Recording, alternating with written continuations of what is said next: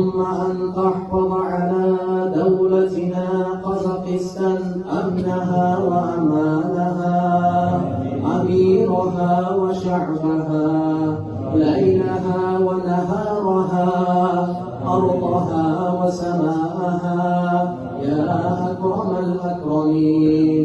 اللهم احفظ هذا بلادنا ودولتنا ورئيسنا قاسم جمر طقايف وجميع حكام المسلمين. اللهم أعز الإسلام والمسلمين، اللهم أعز الإسلام والمسلمين، اللهم أعز الإسلام والمسلمين في كل مكان وفي كل زمان وفي كل بلاد إسلامية.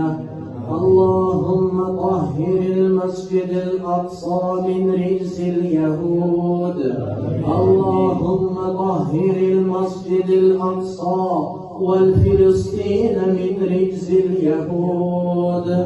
اللهم ارحم نساء الغزة والأطفال الغزة ورجال غزة وأهل غزة، يا أرحم الراحمين، يا أكرم الأكرمين، برحمتك نستغيث.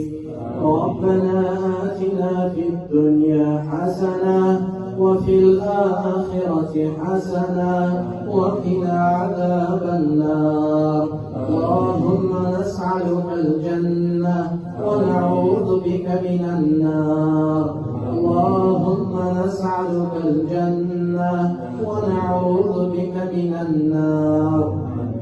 ربنا هب لنا من أزواجنا وذرياتنا قرة أعين واجعلنا للمتقين إماما. وصلى اللهم على نبينا محمد وعلى آله وأصحابه ومن تبعهم بإحسان إلى يوم الدين. والآخر دعوانا الحمد لله رب العالمين.